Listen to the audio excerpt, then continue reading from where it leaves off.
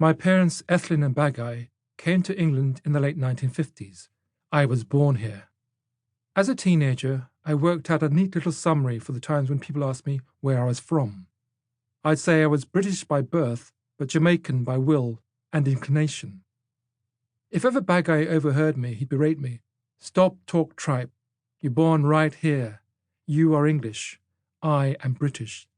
Now let's get that straight. Don't let the man take you for fool."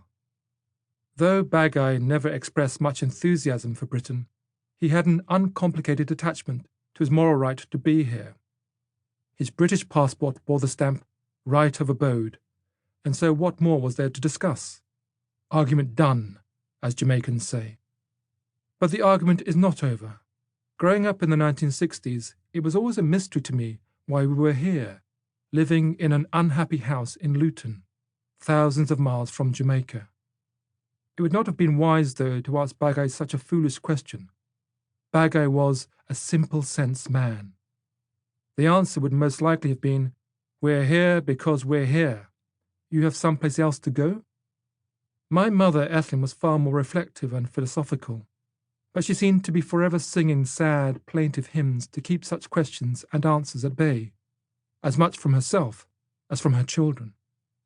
In almost every West Indian family I knew, there was this division between adults, between the dreamers who were given to nostalgia about the West Indies and the sacrifice they'd made, and those who focused on the hard-nosed reality of life in Britain.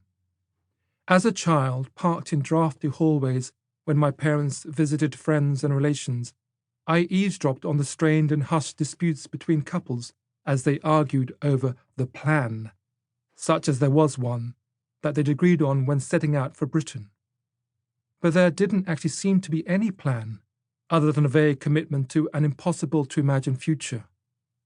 With hindsight, they seemed to me now arguments over what had been lost by leaving the islands, what emotional wealth had been traded for small gains of financial security, the absence of sunlight and warmth, the impossibility of living outdoors or sheltering under palm trees from sudden, thrilling downpours of rain, and the unlikelihood of finding breadfruit or ackee in the market.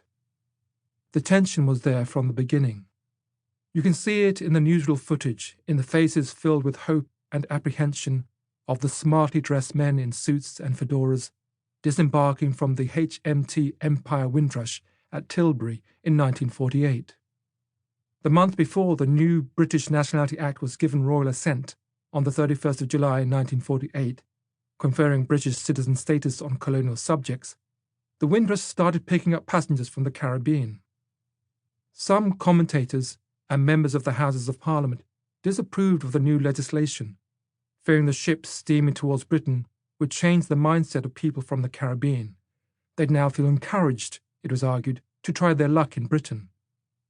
The fact that government officials planned to meet the newcomers at Tilbury on the 22nd of June 1948 piqued media interest in the Windrush's arrival.